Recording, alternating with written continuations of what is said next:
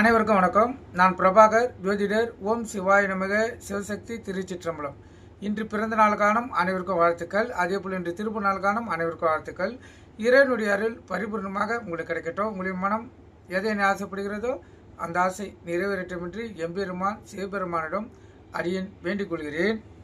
இப்போ நான் என்ன சொல்ல போகிறேன்னா, இந்த ராகு கேதை பற்றி தான் சொல்ல போகிறேன். இது திருமணத்துக்கு மிகவும் முக்கியம், கருத்தில் கொள்ளுங்கள்.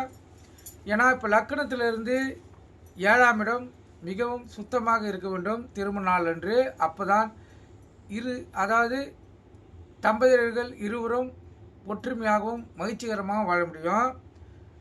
இப்போ 7ஆம் இடத்தில் ராகு போன்ற கிரகங்கள் இருந்தால் அந்த தம்பதியர்கள் ஒற்றுமையாக வாழ முடியாது.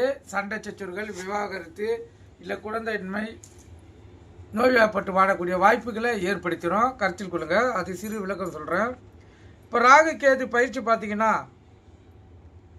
இந்த வருடம் வாக்கியப்படி 13/11/2026 வெள்ளிக்கிழமை மாலை 5:14 மணிக்கு இந்த ராகு கேது பயிற்சி நடக்குது. அதே போல் திருகணிதம்படி இந்த ராகு கேது பயிற்சி பார்த்தீங்கன்னா 5/12/2026 சனிக்கிழமை இரவு 10:33 மணிக்கு இந்த ராகு கேது பயிற்சி நடக்குது. கருத்தில் கொள்ளுங்கள். இந்த ராகு கேது பயிற்சிக்கு முன்னாடி திருமண நாள் குறிக்கிறவங்க எப்போதுமே சிம்ம லக்கணம் தான் சூரிய உதயக்குள்ளே முதல்ல ஆரம்பிக்கும். அதை அடிப்படையிலே அடுத்த லக்கணங்கள் வந்து நகரும்.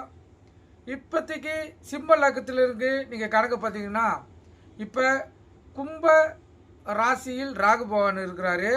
இப்போ சிம்ம ராசியிலிருந்து கும்ப ராசி 7வது இடமாக வரும்.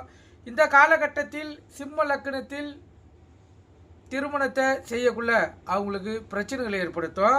இப்போ எடுத்துக்காட்டாக 6-7 ரன் வைத்துங்க திருமண முகூர்த்தம் குறிக்கிற நாள். அதில் சிம்ம லக்கணம் முடிந்து தாலி கட்டினாங்கன்னா அவங்களுக்கு பிரச்சனை வராது. கருத்தில் கொள்ளுங்கள். ஏன்னா சிம்ம லக்கணத்தில் தாலி கட்டினாங்கன்னா கண்டிப்பாக அவங்களுக்கு மாங்கல்ய தோஷத்தை ஏற்படுத்தும், குழந்தையின்மையை ஏற்படுத்தும், சண்டை சச்சரவுகள் ஏற்படுத்தும், பிரச்சனைகள் கொடுக்கும். அதனால் சிம்ம லக்கம் முடியுதா என்று பார்த்துட்டு அதுக்கப்புறம் தான் அவங்களுக்கு திருமண பாக்கியத்தை கொடுக்கணும். இப்போ சிம்ம லக்கணத்தை எடுத்துக்கொண்டால் 7வது லக்கணத்தில் ராகு பகவான் அமர்ந்திருப்பதால் அதிகப்படியான பிரச்சனையை தருவார். இப்போ அரை நாழிகை என்றால் 14 நிமிடங்கள், ஒரு நாழிகை என்றால் 28 நிமிடங்கள். அதாவது அரை மணி நேரத்துக்கு 2 நிமிடங்கள் கம்மி.